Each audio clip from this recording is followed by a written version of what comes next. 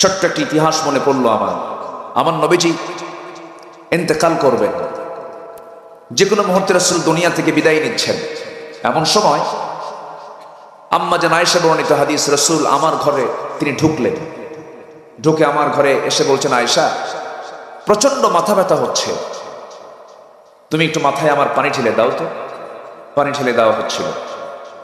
নবীজির প্রচন্ড জ্বর, প্রচন্ড মাথা ব্যথা। এমত অবস্থায় আমার নবীর কানে বেলালের আজান কানে চলে আসলো। আজান শোনা মাত্রই বলছেন, আমার আয়েশা, আমার তো মসজিদে যাওয়া দরকার। সুবহানাল্লাহ বলবেন না? আমার তো মসজিদে যাওয়া দরকার। আজান শুনলি কোথায়? জোরে বলেন কোথায়? মসজিদ। এটা হচ্ছে ইমানদারের লক্ষণ। আজান শুনেছি, বেলাল তো আজান দিল, কিন্তু আজকে আমি উঠতে পারছি না। আয়েশা আমাকে একটু ধরো তো। ধরে ধরে ওঠার চেষ্টা করলেন, কিন্তু আমার নবীজি মুখ থুবড়ে পড়ে যাচ্ছেন বারবার। আম্মা জান আয়েশা বলেন, ইয়া রাসূলুল্লাহ, আপনার উঠতে পারবেন না মনে হয়, বিশ্রাম দরকার আপনার। রাসূল বলছেন, আয়েশা রে, বুঝতে পেরেছি আমার জামাতে নামাজ আর হবে না মনে হয়, আমি আর জামাতে নামাজ পড়তে পারবো না। তুমি আমার প্রিয় সাহাবী, আমার বন্ধু, তোমার বাবা আবু বকরকে বলে দাও, সেজন্য আমার মুসাল্লায় দাঁড়ায়া আমার দায়িত্বটা পালন করে। আজান শেষ হয়ে গেল, সাহাবায়ে কেরাম অপেক্ষার প্রহর গুনছেন, রাসূল কখন আসবেন। সময়টা ঘনিয়ে যাচ্ছে, নবীজির আগমন হয় না। এমন সময় আম্মা জান আয়েশা যখন জানিয়ে দিলেন, আমার নবীর মুসাল্লায় যখন সাইয়েদনা আবু বকর যখন দাঁড়িয়ে গেছেন, সঙ্গে সঙ্গে সাহাবায়ে কেরাম হাউমাউ করে কান্নাকাটিতে ভেঙে পড়ল। সাহাবায়ে কেরাম কাঁদতেছি। সাহাবায়ে কেরামের কান্নার কারণ হলো, আহারে আমার নবীজি, যার পেছনে সারা জীবন নামাজ পড়লাম, সেই নবীজি আজকে নাই। ইমাম যখন নতুন হয়ে এসেছে, বুঝতে পেরেছি নবীর পেছনে বুঝে আমাদের নামাজ আর কিসমতে জুটবে না। এই চিন্তা মাথায় নিয়া সাইয়েদনা আবু বকর সিদ্দিক রাদিয়াল্লাহু তাআলা নামাজ পড়াচ্ছেন, কিন্তু তার চোখে পানি টলমল করছে। নবীজি নামাজ পড়তেছেন, কিন্তু আমার নবীজি আম্মা জান আয়েশার ঘরের ভিতরে বলছেন, আয়েশা, আমার সাহাবীরা তো নামাজ পড়তেছে, আমার সাহাবীরা কেমন করে নামাজ পড়ে, আমাকে একটু ধরো তো, আমাকে জানালার কাছে একটু নিয়ে যাও। জানালার কাছে তাকে শক্ত করে ধরে যখন সেই ফাঁকার জায়গা যখন তাকে দাঁড় করে রাখানো হলো, শক্ত করে আম্মা জান আয়েশা ধরে আছেন। আবু বকর সিদ্দিক রাদিয়াল্লাহু তাআলা তেলাওয়াত করছেন, নামাজের মধ্যে নামাজ শুরু হয়ে গেছে, সাহাবায়ে কেরাম কাঁদতেছেন। নবীজির সাহাবীদের নামাজ দেখে তিনিও কান্না ভেঙে পড়ছেন। নবীজির চোখ বেয়ে বেয়ে টপ টপ করে পানি পড়ছে। নবীর চোখের পানি দেখে আম্মা জান আয়েশা বলছেন, ইয়া রাসূলুল্লাহ, সাহাবীরা তো নামাজ পড়ে, আপনার চোখে পানি কেন, আপনি কেন কাঁদতেছেন? তারা তো নামাজ পড়ছে, এটা তো দুঃখের কোনো কারণ নয়। রাসূল বলছেন, আয়েশা রে, আজকে আমার সাহাবীরা সুন্দর করে কাতারে কাতারে নামাজ পড়তেছে। আয়েশা, তুমি কি জানো এই নামাজ পড়তে গিয়ে কাফেররা আমাকে কত টর্চার করেছে? এই নামাজ আদায় করতে গিয়ে মক্কার কাফের মুশরিকরা, আমি যখন রুকুতে চলে গেছি, উতবা, শাইবা, মুগীরারা আমার পিঠের উপরে উটের পচা নারী ভুঁড়ি চাপায়া দিয়েছে, মুখ থুবড়ে আমি জমিনে পড়ে গেছি। আমার সাহাবীরা নামাজ পড়তে গেছি, হাতের মধ্যে তারা মূর্তিগুলো ঢুকায় দিয়েছে। এই নামাজ কায়েমের আন্দোলন করতে গিয়ে, তায়েফের ময়দানে দাওয়াত দিতে গিয়ে মার খেতে খেতে আমার রক্ত রঞ্জিত হয়েছে। এই নামাজ কায়েমের সংগ্রাম করতে গিয়ে আমার বন্ধু আবু বকর রক্তাক্ত হয়ে মক্কার মাটিতে সেন্সলেস হয়ে পড়েছে। আমার বেলালকে মারতে মারতে গোটা শরীরটা জখম করে দিয়েছে। আমার খাব্বাবকে মারতে মারতে পিঠের চামড়া তুলে দিয়েছে। ইয়াসারকে 2 টুকরা করে দুনিয়া থেকে বিদায় করে দিয়েছে। ওরে আয়েশা, এই নামাজ কায়েমের সংগ্রাম করতে গিয়ে উহুদের ময়দানে দেখো নাই যে দুটা দাঁত আমার নাই, 2টা দাঁত আমার কাফের মুশরিকরা ভেঙে দিয়েছে। এই নামাজ কায়েমের সংগ্রাম করতে গিয়ে খন্দকের প্রান্তরে কোদাল দিয়ে মাটি খনন করতে গিয়া, পরিখা খনন করতে গিয়া আমার যে কোমরটা কুঁজো হয়েছে, আজ পর্যন্ত আয়েশা আমি কোমর সোজা করে দাঁড়াতে পারি না। এই নামাজ কায়েমের সংগ্রাম করতে গিয়ে এত কষ্ট, এত ত্যাগ স্বীকার করেছে। সেই সুন্দর একটা মুহূর্ত আমি দেখতে পাচ্ছি, আমার সাহাবীরা 5 ওয়াক্ত নামাজ কি সুন্দর করে জামাতে পড়ছে। এই সুন্দর দৃশ্য দেখে আমার চোখে পানি এসেছে। এটা আমার দুঃখের পানি নয়, এটা আমার চরম আনন্দের পানি। আমার নবীজি এই কথা বলেই বলছেন, আয়েশা, মনে হয় বাঁচবো না, দুনিয়া থেকে বিদায় নিয়ে যাব। মনে হয় মরে যাব, তুমি আমার কলিজার টুকরা ফাতিমাকে একটু ডেকে আনো তো। ফাতিমার কথা যখন বলা হলো, ফাতিমা রাদিয়াল্লাহু তাআলা আনহা নবীর সামনে হাজির হয়ে গেলেন। ফাতিমার চক্ষু দুটি লাল হয়ে গেছে, কাঁদতে কাঁদতে বেকরার হয়ে যাচ্ছেন। রাসূল বাঁচবেন না। রাসূল বলছেন, ফাতিমার এইদিকে কাছে আসো। কানের মধ্যে মুখ ঢুকায় বলছেন, ফাতিমা তোমার কান্নার কারণ নাই। দুনিয়ার জিন্দেগিতে তুমি আমার যেমন কাছাকাছি ছিলা, আমি কবরের মাটিতেও তুমি আমার সঙ্গে কাছাকাছি থেকে যাবে, মানে আমার পরেও তোমার মৃত্যু হয়ে যাবে। মানুষ মৃত্যুর কথা শুনলে পরে টেনশন করে, কিন্তু ফাতিমার মুখে হাসির ঝিলিক দেখা দিল না। না, আমার আব্বা চলে যাচ্ছেন, আমিও দুনিয়া থেকে বিদায় নেব, কাছাকাছি থেকে যাব। আমার নবীজের পরে বলছেন, আয়েশা আমি মনে হয় দুনিয়া থেকে বিদায় নিয়ে নেব, তুমি আমার জন্য দেখো তো মেসওয়াক টানতে পারো নাকি, মালাকুল মউত যে কোনো মুহূর্তে আমার কাছে চলে আসবে। মুখটা কেমন যেন একটু গন্ধ গন্ধ মনে হচ্ছে। মেসওয়াকের জন্য যখন বলা হলো, সহিহ হাদিস আম্মা জান আয়েশা বর্ণিত হাদিস, তিনি নিজে উঠতে পারলেন না। তার ভাই আব্দুর রহমানকে ডাক দিয়ে বলছেন, ভাই আব্দুর রহমান একটা মেসওয়াক এনে দাও তো। মেসওয়াক এনে দেওয়া হলো। মেসওয়াকের আগায় শক্ত দেখে আম্মা জান আয়েশা মেসওয়াকটা কি চাবায়া চাবায়া নরম করে দিলেন। মেসওয়াকের আগায় কিছু থুতু জমা হয়ে গেল। নবীর হাতে যখন দেওয়া হলো, আমার নবীজি মেসওয়াকটা হাতের মধ্যে নিয়া মেসওয়াক শুরু না করে মুস্কি একটা হাসি মেরে আমার নবীজি তার আম্মা জান আয়েশার সেই মুখের লাগানো থুতুটা মেসওয়াকের আগায় চুষে চুষে তিনি পান করছেন। মুস্কি মুস্কি হাসি দিয়ে বলছেন, আয়েশা আমার মনে হয় শেষ, আমি দুনিয়া থেকে বিদায় নিয়ে নেব। আম্মা জান আয়েশা নিজেকে ধন্য মনে করেছেন। তিনি বলেছেন, নয়টা কারণ আমি শ্রেষ্ঠ, আমি অন্যান্য স্ত্রী চাইতে আল্লাহ তাআলা আমাকে মর্যাদা বেশি দিয়েছেন। এর মধ্যে অন্যতম কারণ হলো আমার নবীজি তার জীবনের শেষ খাবার খেয়েছেন আমি আয়েশা আমার মুখের লালা। আমার নবীজি মিসওয়াক সম্পন্ন করলেন। মিসওয়াক সম্পন্ন করে মৃত্যুর জন্য প্রস্তুতি নিচ্ছিলেন। এমন সময় বলছেন, আয়েশা আমি মনে হয় দুনিয়া থেকে বিদায় নিয়ে নেব। একটা কথা তোমাকে বলে যাচ্ছি, আমার পরিবারের জন্য কিছু বলবো না, আমি কারো জন্য কিছু বলবো না, আমার গোটা বিশ্বের সকল উম্মতের জন্য আমি একটা মেসেজ দিয়ে যাচ্ছি আয়েশা, এই হাদিসটা তুমি সবাইকে জানায় দেবে। আমি নবীজি আমার জীবনের শেষ মুখ থেকে আমার লাস্ট কথা হলো, আসসালাত আসসালাত আইমা মালাকাত আইমানুকুম, আমার উম্মতরা যেন কখনো 5 ওয়াক্ত নামাজ না ছেড়ে দেয়। বুকটা পড়ে যায়। আমার দেশের সকল নামের আগে মোহাম্মদ লাগানো, কিন্তু সেই বান্দাগুলো নামাজ পড়ে না। আজান হয়ে যায়, বাজারে মানুষের অভাব নাই, মসজিদে লোক নাই। ফজরের আজান হয়ে যায়, মসজিদটা ফাঁকা পড়ে থাকে, আবাদ নাই মসজিদে। আমার বন্ধুগণ, সন্তান স্কুলে যায় না, বা সন্তানকে বাপ মা কত শক্ত শাসন করে, কিন্তু সন্তানগুলো নাক ডেকে ফজরের সময় ঘুমাচ্ছে, কিন্তু বাপ মার কোনো চাপ নাই। এমন পরিবার কম না বেশি? আসতে বলবেন না, কম না বেশি? এই জন্য সবার আগে ব্যক্তি, পরিবার, সমাজ, সব জায়গায় সবার আগে হুকুমটা চলবে কিসের হুকুম? আসতে বলবেন না, কিসের হুকুম বলেন? প্রত্যেকটা পরিবারের দায়িত্বশীল আছে না নাই? তার দায়িত্বের সম্পর্ক প্রশ্ন করা হবে। এই জন্য আমরা আমাদের সন্তানকে, আমাদের জীবনকে আমরা নামাজ দিয়ে ধন্য করব। জোরে বলি ইনশাআল্লাহ। নামাজ পড়বো কয় ওয়াক্ত? আসতে বলবেন না, কয় ওয়াক্ত? আল্লাহ রাব্বুল আলামিন বলছেন, শোনো, সূরা মারিয়ামের 59 নম্বর আয়াত আল্লাহ রাব্বুল আলামিন বলছেন, বান্দা শোনো, তোমরা যদি এই 2টা অপরাধ যদি বেশি করে ফেলো, এই 2টা অপরাধ যদি তোমাদের জীবনে যদি হয়ে যায়, আমি তোমাদেরকে শুধু জাহান্নাম দেব না, জাহান্নামের গর্তের মধ্যে শক্ত করে আমি তোমাকে ঢুকায় রাখবো। আল্লাহ রাব্বুল আলামিন বলেন, ফাখালাফা মিন বা'দিহিম খালফুন আদাউস সালাতা ওয়াত্তাবাউশ শাহাওয়াতি ফাসাউফা ইয়ালকাউনা গায়্যা। আল্লাহ রাব্বুল আলামিন বলেন, ওই সমস্ত বান্দাকে আমি জাহান্নামের গর্তের মধ্যে ঢুকাবো। একটা গর্ত আছে, সেই গর্তের নাম হলো গাই নামক গর্ত। সেই গর্তটা এত ভয়ঙ্কর গর্তের নাম, যে গর্তটাকে দেখে জাহান্নাম পর্যন্ত ভয় পায়, এমন ভয়ঙ্কর গর্ত সেই জাহান্নামের গর্ত, গাই নামক গর্ত। সেই গাই নামক গর্তের মধ্যে আল্লাহ রাব্বুল আলামিন সেই সমস্ত বান্দাকে ঢুকাবেন। 1 নাম্বার হলো যারা দুনিয়ার জিন্দেগিতে যারা নামাজকে নষ্ট করেছে। নামাজ কি করেছে? নষ্ট করেছে। নামাজ ছাড়বো না পড়বো। আসতে বলে, নামাজ ছাড়বো না পড়বো। সবাইকে নামাজ পড়তে রাজি আছেন? নামাজ পড়তে রাজি আছেন? 5 ওয়াক্ত নামাজ পড়বেন কার? একটু হাত তুলে দেখান তো দেখি। জোরে বলি ইয়া আল্লাহ। আরো জোরে বলি ইয়া আল্লাহ, আরো জোরে বলি ইয়া আল্লাহ। আমাদেরকে 5 ওয়াক্ত সালাত আদায় করার তৌফিক তুমি আল্লাহ দিয়া দাও।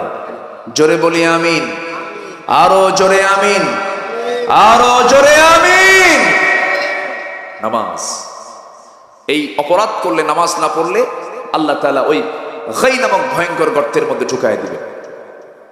নাম্বার 2 হলো ওয়াত্তাবাউশ শাহাওয়াত, যারা নফসের দাসত্ব করবে, নফস যা চায় তাই যারা করবে, তাদেরকে আল্লাহ তাআলা সেই গর্তের মধ্যে ঢুকাবেন। তাফসীরে কুরতুবীর মধ্যে আরো 6টা শ্রেণীকে বলা হয়েছে, এই 6টা শ্রেণীও তারা জাহান্নামের সেই গর্তের মধ্যে ঢুকবে। নাম্বার 1 হলো যে সমস্ত জেনাকার জেনা করতে করতে পাকা হয়ে গেছে, ওকেও আল্লাহ তাআলা জাহান্নামের গর্তের মধ্যে ঢুকাবেন। নাম্বার 2 হলো যে মদ্যপায়ী মদ পান করতে করতে মদকে জায়েজ মনে করে, আছে না নাই বলেন? আসতে বলবেন না, আছে না নাই? আছে। নাম্বার 3 হলো যে সুদখোর, সুদের কারবার করতে করতে সুদটাকে জায়েজ মনে করে, সুদের কারবার করতে করতে পাকা সুদখোর হয়ে গেছে। নাম্বার 4 হলো যে সন্তান পিতামাতার প্রতি সুন্দর আচরণ করে না, তাদের খেয়াল রাখে না, এমন সন্তান তো বাংলার জমিনে নাই। সমাজে 2 শ্রেণীর মুসলমান। একটা শ্রেণী কিছু মুসলমান আছে নামাজও পড়ে, সুদের কারবারও করে, আছে নাকি? আছে, আছে। নামাজও পড়ে, জিনার কাজেও লিপ্ত হয়ে যায়, হারাম কাজেও লিপ্ত হয়ে যায়। নামাজ পড়ে, মানুষের সম্পত্তিও মেরে খায়। আমার বন্ধুগণ, ইসলামকে মানতে গেলে 16 আনাই মানতে হবে। অনেকে ব্যালেন্স করে ইসলামটাকে মানতে চায়, কিছু ইসলাম কিছু দুনিয়া। এইরকম করে ইসলাম মানার কোনো সুযোগ নাই। ইসলাম মানতে হলে নিজের মর্জি মতো জানলে হবে না, নিজের মর্জি মতো মানলে হবে না। আল্লাহ রাব্বুল আলামিন আরেক জায়গায় সুন্দর করে বলছেন, ইয়া আইয়ুহাল্লাযীনা আমানু দুখুলু ফিস-সিলমি কাফা ওয়া লা তাত্তাবিউ খুতুওয়াতিশ শাইতান ইন্নাহু লাকুম আদুউম মুবিন। জোরে বলুন আল্লাহু আকবার। ইসলামের ভিতরে পরিপূর্ণরূপে দাখিল হয়ে যাও। আংশিক ঢুকবে, আংশিক ঢুকবে না তা হবে না। আবু জেহেলও তো আংশিক মানতে চেয়েছিল। আবু জেহেল মোহাম্মদ আমার রাসূলকে ডাক দিয়ে বলছে, মুহাম্মদ বিন আব্দুল্লাহ এদিকে আসো, তোমার বংশ এক, আমার বংশ এক। ঘুম থেকে উঠলে তুমি আমাকে দেখো, আমি তোমাকে দেখি। আমাদের মধ্যে গন্ডগোল রাখার কোনো দরকার নাই। তোমার ধর্ম 6 মাস থেকে যাক, আমার ধর্ম 6 মাস থেকে যাক। তুমি আমার ধর্মকে বৈধতা দিয়ে দাও, আমি তোমার ধর্মকে বৈধতা দিয়ে দিচ্ছি। এই কথা শোনার সঙ্গে সঙ্গে রাসূল বলছেন, চাচা যে প্রস্তাব দিয়েছেন এই প্রস্তাবটা মানা সম্ভব নয়। সঙ্গে সঙ্গে রাসূল সূরা কাফিরুন শোনায় দিলেন। যারা পারেন ঠোঁট মিলিয়ে বলুন, কুল ইয়া আইয়ুহাল কাফিরুনা লা আ'বুদু মা তা'বুদুন ওয়ালা আনতুম আবিদুনা মা আ'বুদ ওয়ালা আনা আবিদুম মা আবাদতুম ওয়ালা আনতুম আবিদুনা মা আ'বুদ লাকুম দীনুকুম ওয়ালিয়া দীন। জোরে বলুন আল্লাহু আকবার।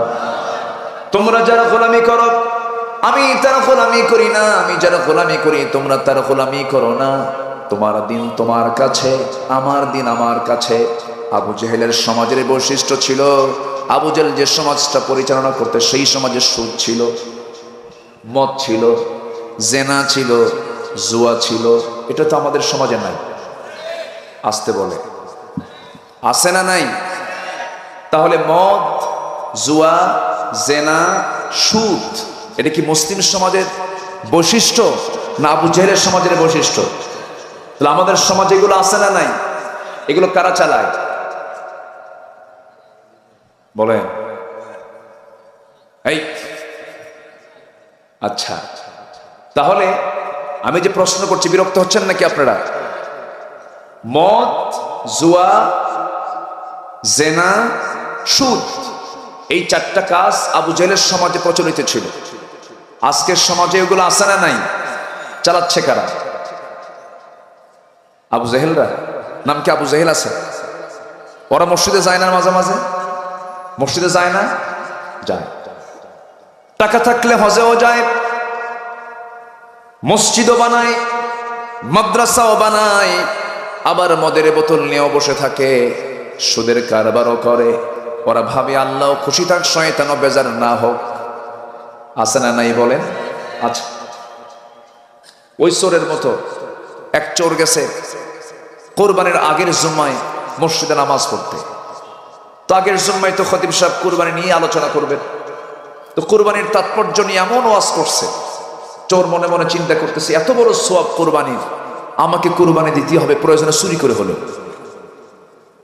কথা বলছেন? তো কোরবানির গরু সে চুরি করার জন্য গেছে, চুরি করে আনতেছে। শেষ রাতের দিকে মসজিদের সামনে দিয়ে যায়, ইমাম সাহেব ফজর নামাজ পড়ার জন্য তিনি উজু বানাবেন, বাইরে বের হয়েছেন, দেখেন যে কে যেন হাতে গরু নিয়ে আসতেছে।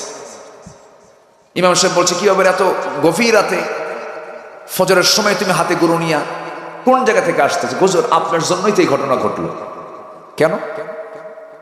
আমি জুমার নামাজ গত সপ্তাহে পড়ছি আপনার পিছনে, আপনি কোরবানির উপরে যে আলোচনা করেছেন, কোরবানির যে তাৎপর্য নিয়ে আলোচনা হয়েছে, আমার মনে হলো এই বড় সওয়াবের কাজকে আমার বাদ দেওয়া যায়, এই জন্য কোরবানিটা দেবো বলে গরুটা চুরি করে আনতেছে। ইমাম বলতেছে, আমি কি তোমাকে চুরি করে কোরবানি দিতে কইছি? তা বলেন নাই, কিন্তু আমি একটা হিসাব মিলাইছি। কি হিসাব?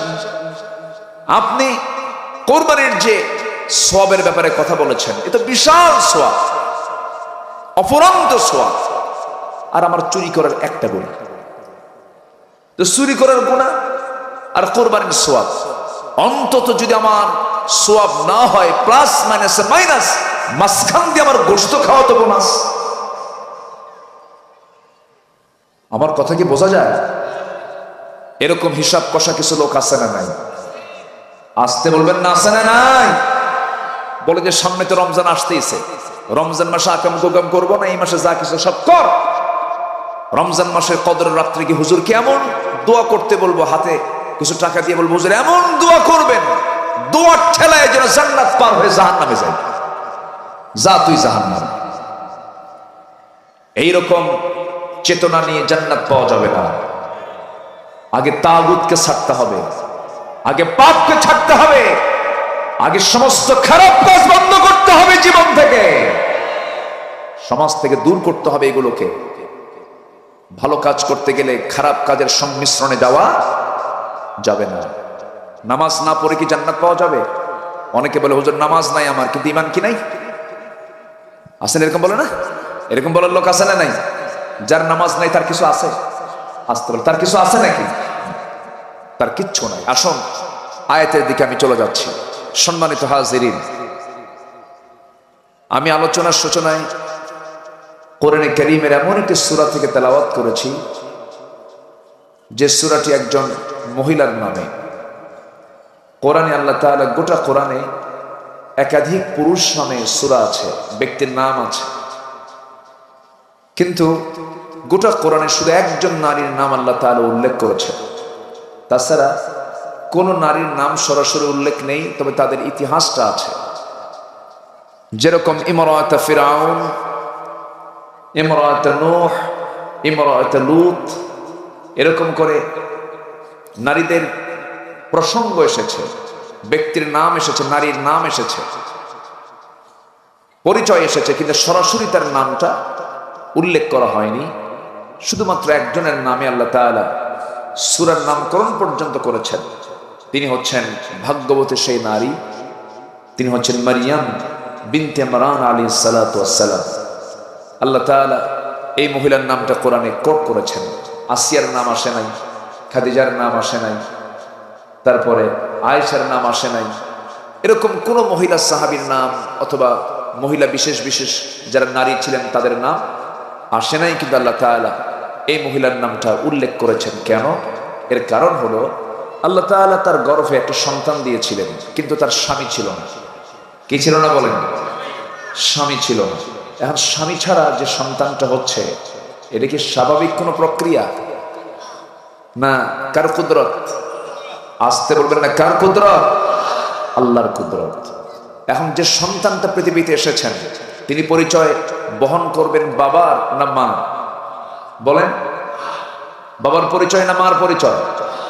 মার পরিচয়। এই জন্য মাকে লাগবে, তাছাড়া তার ছেলের পরিচয়টা তিনি কিভাবে দিবেন? এই জন্য আল্লাহ তাআলা ঈসা আলাইহিস সালাতু ওয়াস সালাম তার ছেলে তার পরিচয়টা দিয়েছেন ঈসা ইবনু মারইয়াম।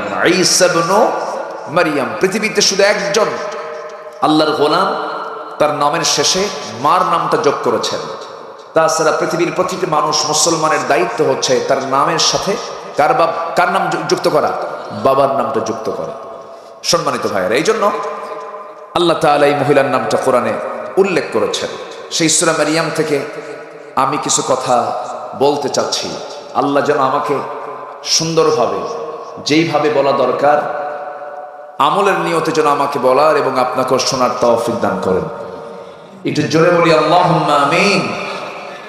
সম্মানিত উপস্থিতি, আমরা এমন একটি সময় এখানে উপস্থিত হয়েছি যে সময় বিশ্বের বিভিন্ন প্রান্তে আমরা লক্ষ্য করছি বিভিন্ন বিপর্যয় এবং বিভিন্ন প্রাকৃতিকভাবে আসমানি বিভিন্ন বালা মুসিবতের সম্মুখীন হচ্ছে পৃথিবী।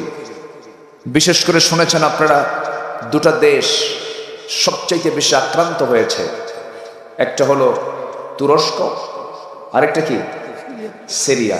এই দুটা দেশে চরম মাত্রায় এবং দীর্ঘমেয়াদী যে ভূমিকম্পটা হলো এর ফলশ্রুতিতে হাজার হাজার বাড়িঘর এবং লাশের স্তূপে পরিণত হয়েছে। সরকারি হিসাব অনুযায়ী যে সংখ্যা দেওয়া হয় তার চাইতে মৃত্যুর হার কম হয় না বেশি হয়? বেশি হয়। অনেক প্রাণহানি হয়েছে, অনেকেই দুনিয়া থেকে বিদায় নিয়েছেন। কিন্তু এই যে আল্লাহ তাআলা ভূমিকম্প দিচ্ছেন, জমিনটাকে নাড়ায় ফেলছেন, যখন কিয়ামত হবে তখন কি ভূমিকম্প হবে না? তাহলে এই ভূমিকম্প হবে একদিন চরমভাবে। তার আগাম কিছু ইঙ্গিত আল্লাহ দিচ্ছেন, এর মধ্যে আমাদের শিক্ষা নেওয়ার কিছু আছে না নাই? আসতে বলবেন না, আছে না নাই? ভূমিকম্প হওয়ার কি কারণ? ভূমিকম্পের কারণগুলো কি? বিজ্ঞানীরা প্লেট খোঁজে, জমিনের অবস্থান খুঁজে, ভাবে যে এটা কেমন করে ভূমিকম্পটা আসলো। কিন্তু শরীয়তের দৃষ্টিকোণ থেকে ভূমিকম্প হওয়ার কারণটা কি, গজব নাজিরের কারণগুলো কি, এটা কোরআনে আছে না নাই? হাদিসে আছে না নাই? শুনবো না ইনশাআল্লাহ? আমরা শুনবো। জোরে বলি ইনশাআল্লাহ। সম্মানিত উপস্থিতি, কোরআন এমন একটি কিতাবের নাম, আপনি এখান থেকে দূরে চলে যাবেন বিপদে পড়ে যাবেন, কোরআনটাকে আঁকড়ে ধরবেন আপনার কোনো বিপদ হবে না। জোরে বলি সুবহানাল্লাহ। জোরে বলি সুবহানাল্লাহ। কোরআন ছাড়বো মুসিবত, কোরআন ধরবো মুসিবত নাই। আল্লাহু আকবার। কিন্তু দুঃখজনক হলেও সত্য, এখানে হাজার মানুষ বসে আছেন। যদি প্রশ্ন করা হয় কোরআনটাকে কয়জন ভাই সহি করে তেলাওয়াত করতে পারেন, সবার হাত কি উঠবে? আসতে বলবেন না, উঠবে? কি বাব্বা? এই যাবো, বসো। যদি বলা হয় কোরআন সহি করে যে সূরা ফাতিহা নামাজে না পড়লে নামাজই হবে না, সূরা ফাতিহাটা সহি করে সবাই পড়তে পারেন, সবার কি হাত উঠবে? উঠবে না। কিন্তু দুইয়ে দুইয়ে কত হয়? পাঁচে পাঁচে কত হয়? 10, 10-এ 10-এ কত হয়? 20। এখানে কি কারো বুঝতে সমস্যা আছে? নাই। তাহলে যোগ বিয়োগ, গুণন ভাগ, সংখ্যা, এগুলো আমরা সবাই জানি। কিন্তু জান্নাত পেতে হলে নামাজের দরকার, আর নামাজকে সহি করতে গেলে কোরআনকে কি করা দরকার? সহি করা দরকার। কোরআন সহি করে পড়ার মতো সবাইকে হাত তুলতে পারবো? পারবো না। তাহলে এটা আমাদের সফলতা না ব্যর্থতা? এই ব্যর্থতার পিছনে দায়ী কে? বলেন। শুধু নিজ না, ব্যাপার আছে, কথা আছে। আমার কবির ভাই তো খুব গরম মানুষ, তো অনেক লম্বা সময় একদম তেজোদ্দীপ্ত মঞ্চ বানিয়ে ফেলেছিলেন। আমি একটু ঠান্ডা মাথায় কথা বলছি, একটু যেন আপনার সিনাই যেন থেকে যায় কথাগুলো।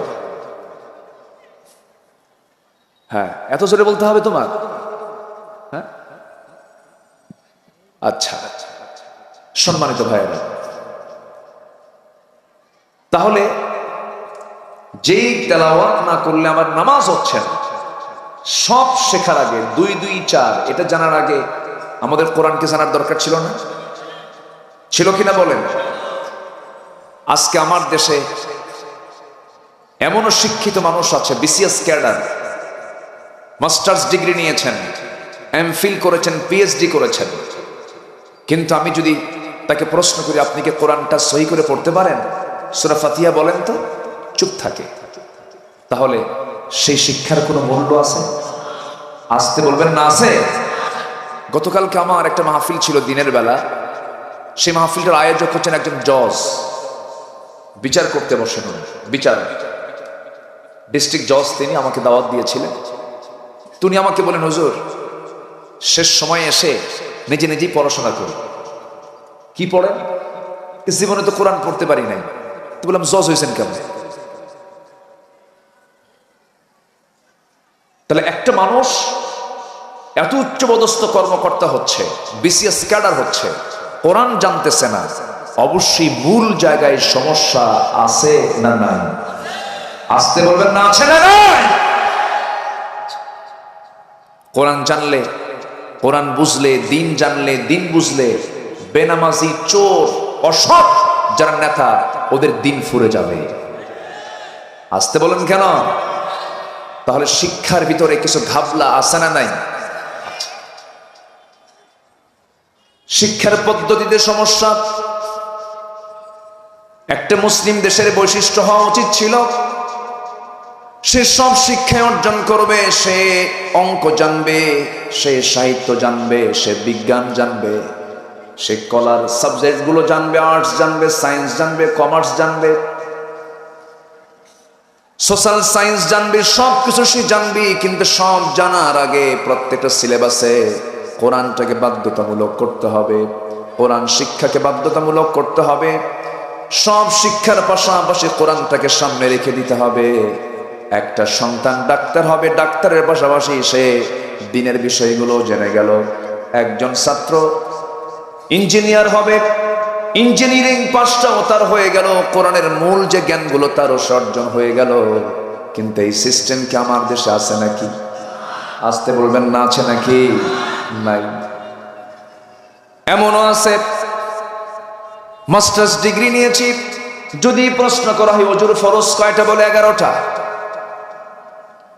ওজুর ফরজ কয়টা? 4টা। আর বাকি যে সব বেশিগুলো কি?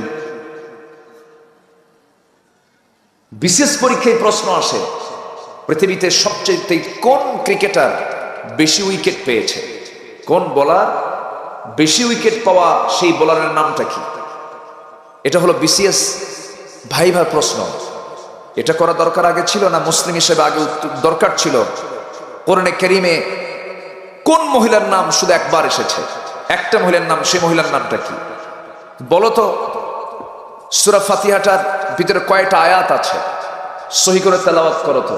যদি এই জাতীয় যদি প্রশ্নগুলো যদি প্রত্যেকটা জায়গায় করা হতো, জাতি 16 আনা কোরআন শিখতে পারত, ঠিক কিনা? এরকম কোনো বিষয় আছে? এরকম কোনো প্রসঙ্গ আছে? বরঞ্চ প্রশ্ন করে নামাজ পড়েন, হ্যাঁ, কি 7 দিনে 1 দিন না 5 ওয়াক্ত? কে 5 ওয়াক্ত? তাহলে আপনি তো মৌলবাদী। কত কি বুঝতেছেন? মানে যে প্রশ্ন করতেছে সে চায় 7 দিনে 1 দিন পড়ুক কোনো মতো, আর 5 ওয়াক্ত করলে সে হচ্ছে মৌলবাদী। এরকম চেতনায় কিছু নাস্তিক্য চেতনার লোক আছে না নাই? ওরা চায় এই জাতিকে ইসলাম থেকে দূরে রাখতে। গোটা দুনিয়া জুড়েই তাই, গোটা দুনিয়া জুড়ে ইহুদি খ্রিস্টানদের ষড়যন্ত্র হলো মুসলিম উম্মাহকে দিন থেকে, ইসলাম থেকে কেমন করে দূরে রাখা যায়। আমি যদি প্রশ্ন করি এই পৃথিবীতে সবচাইতে সৌভাগ্যবান জাতি কারা বলেন? মুসলমান। আবার যদি প্রশ্ন করি এই দুনিয়াতে সবচাইতে মায়ের খাওয়া জাতিকে, এই মুহূর্তে মায়ের খাওয়া জাতিকে মুসলমান। মুসলমান কেন মার খাচ্ছে? মুসলমানের এই নির্যাতনের মূল কারণটা কি? এই দিকে লক্ষ্য করে আল্লামা ইকবাল কত আগে জানিয়ে দিয়েছেন, ও জামানে মে মুআজ্জাজ থে হাম মুসলমান হোকর और तुम खारे हुए तारके कुरआन होकर। সেই যুগের মানুষেরা কোরআনে কারীমকে তাজিম করার কারণে, কোরআনে কারীমকে অনুসরণ করার কারণে গোটা পৃথিবীতে তারা সম্মানের উচ্চাসনের সমাসীন হয়েছিল। আজকে মুসলমান কোরআনটা ছেড়ে দেওয়ার কারণে গোটা পৃথিবীতে লাঞ্ছিত বঞ্চিত জাতিতে রূপ নিয়েছে। আল্লাহ রাব্বুল আলামিন কোরআনে কারীমের ভিতরে তাও বলে দিচ্ছেন এই বিষয়ে, আফাতুমিনুনা বিবাদিল কিতাবি ওয়া তাকফুরুনা বিবাদ। তোমরা কিতাবের কিছু অংশ মানবে, কিছু অংশ মানবে না, তা হবে না। তোমাকে কোরআনটাকে পরিপূর্ণরূপেই তোমাকে মানতে হবে। আংশিক মানবে, আংশিক মানবে না, ফলাফল কি হবে? ইল্লা খিজিয়ুন ফিল হায়াতিদ দুনিয়া। দুনিয়ার জিন্দেগিতে লাঞ্ছনা নেমে আসবে, দুনিয়ার জিন্দেগিতে লাঞ্ছিত হয়ে যাবে। ওয়া হুয়া ফিল আখিরাতি মিনাল খাসিরিন। আখিরাতের জিন্দেগিতে ক্ষতিগ্রস্তদের অন্তর্ভুক্ত হয়ে যাবেন না। আমরা ইসলামটাকে, কোরআনটাকে আমরা আংশিক মানবো না পুরোপুরি মানবো? আংশিক মানবো না পুরোপুরি মানবো? সমাজে দু শ্রেণীর মুসলমান। একটা শ্রেণী কিছু মুসলমান আছে নামাজও পড়ে, সুদের কারবারও করে। আছে নাকি? আছে, আছে। নামাজও পড়ে, জিনার কাজেও লিপ্ত হয়ে যায়, হারাম কাজেও লিপ্ত হয়ে যায়। নামাজ পড়ে, মানুষের সম্পত্তিও মেরে খায়। আমার বন্ধুগণ, ইসলামকে মানতে গেলে 16 আনাই মানতে হবে। অনেকে ব্যালেন্স করে ইসলামটাকে মানতে চায়, কিছু ইসলাম কিছু দুনিয়া। এইরকম করে ইসলাম মানার কোনো সুযোগ নাই। ইসলাম মানতে হলে নিজের মর্জি মতো জানলে হবে না, নিজের মর্জি মতো মানলে হবে না। আল্লাহ রাব্বুল আলামিন আরেক জায়গায় সুন্দর করে বলছেন, ইয়া আইয়ুহাল্লাযীনা আমানু দুখুলু ফিস-সিলমি কাফা ওয়া লা তাত্তাবিউ খুতুওয়াতিশ শাইতান ইন্নাহু লাকুম আদুউম মুবিন। জোরে বলুন আল্লাহু আকবার। ইসলামের ভিতরে পরিপূর্ণরূপে দাখিল হয়ে যাও। আংশিক ঢুকবে, আংশিক ঢুকবে না, তা হবে না। আবু জেহেল তো আংশিক মানতে চেয়েছিল। আবু জেহেল মোহাম্মদ আমার রাসূলকে ডাক দিয়ে বলছে, মুহাম্মদ বিন আব্দুল্লাহ দিকে আসো, তোমার বংশ এক, আমার বংশ এক। ঘুম থেকে উঠলে তুমি আমাকে দেখো, আমি তোমাকে দেখি। আমাদের মধ্যে গন্ডগোল রাখার কোনো দরকার নাই। তোমার ধর্ম 6 মাস থেকে যাক, আমার ধর্ম 6 মাস থেকে যাক। তুমি আমার ধর্মকে বৈধতা দিয়ে দাও, আমি তোমার ধর্মকে বৈধতা দিয়ে দিচ্ছি। এই কথা শোনার সঙ্গে সঙ্গে রাসূল বলছেন, চাচা যে প্রস্তাব দিয়েছেন এই প্রস্তাবটা মানা সম্ভব নয়। সঙ্গে সঙ্গে রাসূল সূরা কাফিরুন শোনায় দিলেন। যারা পারেন ঠোঁট মিলিয়ে বলুন, কুল ইয়া আইয়ুহাল কাফিরুনা লা আ'বুদু মা তা'বুদুন ওয়ালা আনতুম আবিদুনা মা আ'বুদ ওয়ালা আনা আবিদুম মা আবাদতুম ওয়ালা আনতুম আবিদুনা মা আ'বুদ লাকুম দীনুকুম ওয়ালিয়া দীন। জোরে বলুন আল্লাহু আকবার। তোমরা যারা গোলামি করো আমি তার গোলামি করি না, আমি যারা গোলামি করি তোমরা তার গোলামি করো না। তোমার দিন তোমার কাছে, আমার দিন আমার কাছে। আবু জেহেলের সমাজের বৈশিষ্ট্য ছিল, আবু জেহেল যে সমাজটা পরিচালনা করতে সেই সমাজে সুদ ছিল, মদ ছিল, জেনা ছিল, জুয়া ছিল। এটা তো আমাদের সমাজে নাই।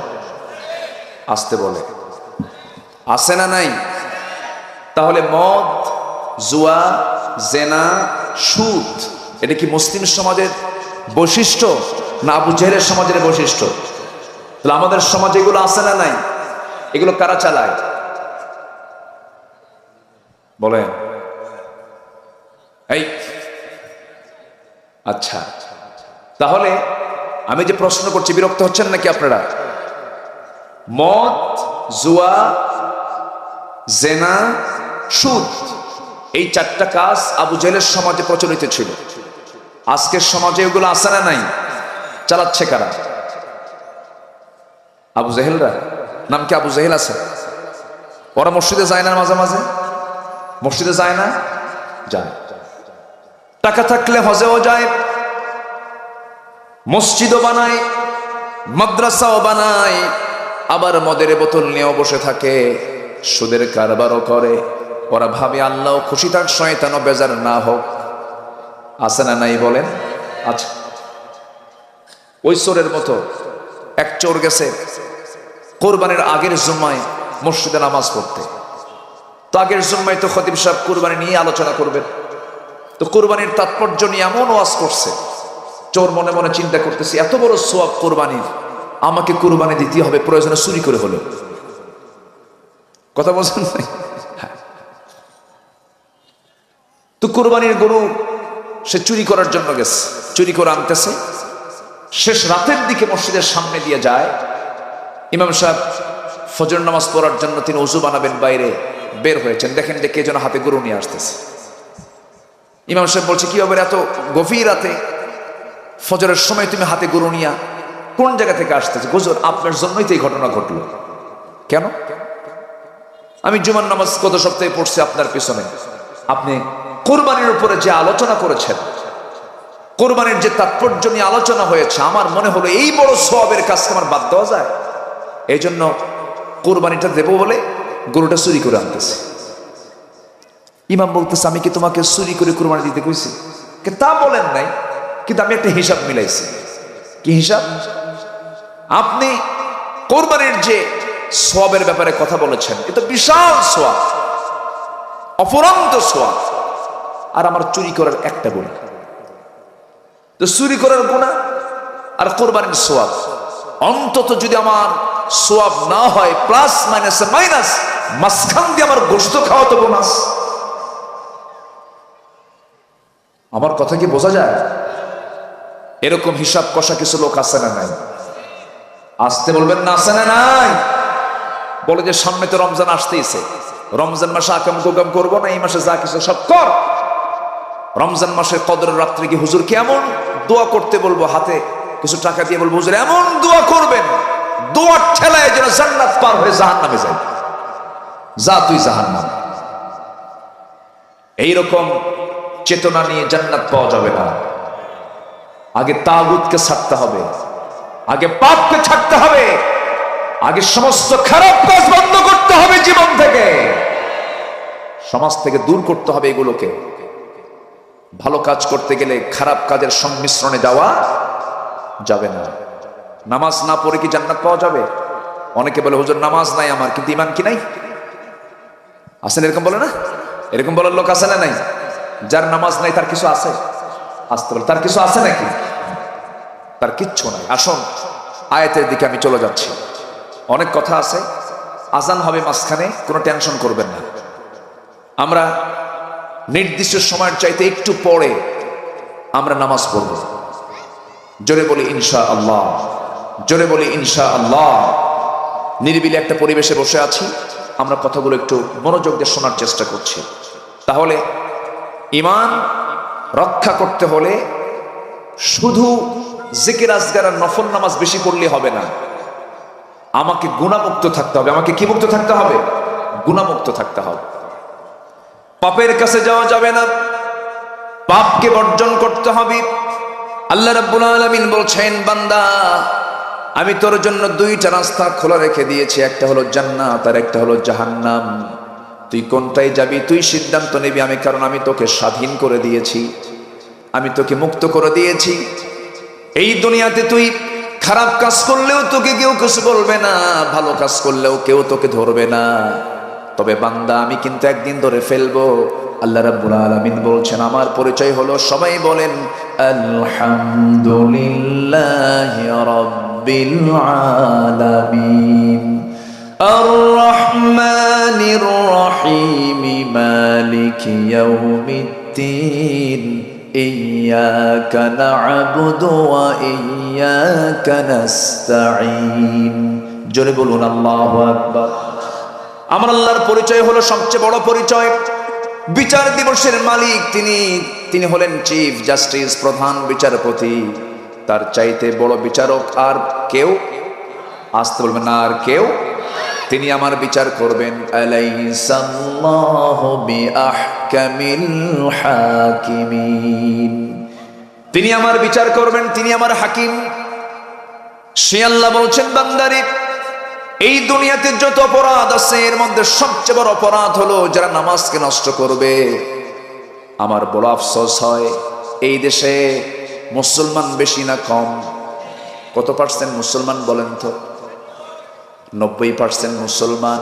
কিন্তু এখন প্রশ্ন করি, যদি নামাজি বেশি না বেনামাজি বেশি? বলেন বলেন।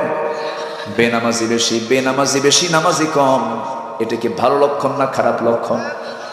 খারাপ লক্ষণ। এখন মসজিদগুলো পাকা না কাঁচা? ইমানগুলো। আর আগে ছিল মসজিদ কাঁচা, ইমান পাকা। কিন্তু পাকা কোনটা হওয়া দরকার? ইমানটা পাকা হওয়া দরকার। মসজিদ হয়ে গেছে হাজার হাজার লক্ষ লক্ষ মসজিদ, কিন্তু মূল নামাজ ফজরে মুসল্লি খুঁজে পাওয়া যায় না। এমন হয় মসজিদে মুসল্লি মোট 3 জন, একজন ইমাম, একজন মুয়াজ্জিন, একজন খাদেম। আমি কি ভুল বলতেছি? হ্যাঁ, ভুল বলতেছি আমি? মসজিদ পাকা করে আপনি কি করবেন? আমার ভাইয়েরা, মসজিদে মুসল্লি নাই, মাত্র 5% লোক নামাজ পড়ে। 90% লোকের, 90% মুসলমানের দেশ বাংলাদেশ, যেই দেশে 5% লোক নামাজ পড়ে। কিন্তু নামাজের জন্য বেড়ে যায়।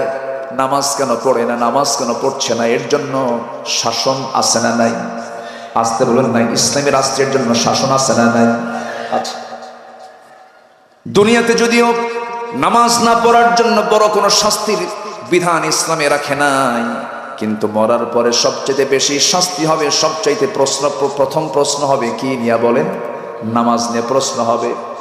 আমার ভাইয়েরা, ইসলামে 3টা শাস্তি বড় ভয়ঙ্কর। এই পৃথিবীতে তার বেঁচে থাকার কোনো অধিকার নাই।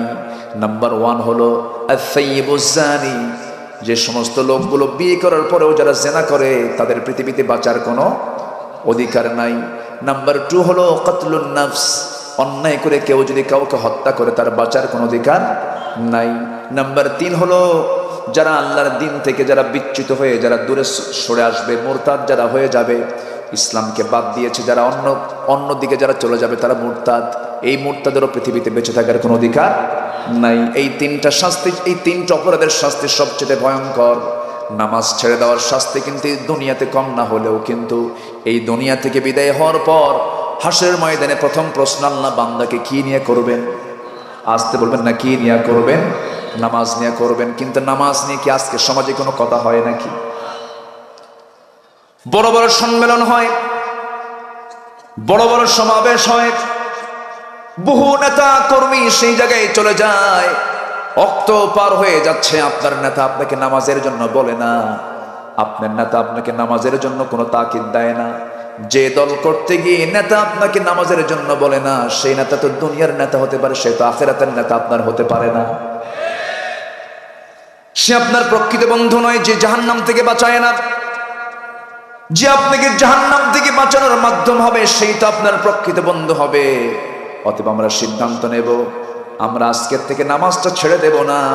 এবং সাথে সাথে যে সমস্ত দলের নেতারা আমাদেরকে নামাজের কথা বলে না, ওই সমস্ত নেতাদের মুখে আমরা জুতা মারি। রাগ করলেন নাকি? রাগ করতেছেন? সম্মানিত ভাইয়েরা, সম্মানিত বন্ধুগণ, যদি একটা প্রশ্ন করি, বলুন তো আমার দেশে এই মুহূর্তে নেতা বেশি না কর্মী বেশি? ভালো করে খবর, নেতা বেশি না কর্মী বেশি? কর্মী তো শুনি না যে আমি অমুক দলের কর্মী, কেউ কয়? সব নেতা। এই জন্য সামনে কোন নেতা তো সব মঞ্চেই থাকে, কর্মী সব বাইরে থাকে। এই জন্য সব নেতা মঞ্চ থাকে কেমন? আমার কথা কি বুঝে আসতেছে? মসজিদে যান, মসজিদে গেলে পরে সেখানে মেম্বারে কয়জন? নেতা কয়জন? কোনো ঝামেলা আছে? কোনো গন্ডগোল আছে? ভাঙ্গাভাঙ্গি আছে? আচ্ছা, ইমাম যিনি নামাজ পড়াচ্ছেন তার পেছনে সে যত দামি লোকটাই হোক না কেন, ইমাম রুকুতে গেছেন, ওই দামি লোকটা যদি কয় আমার সময় না, আমি সেজদায় গেলাম, কাম হবে? হবে কাম? ইসলাম নেতৃত্ব শেখায়, নামাজ নেতৃত্ব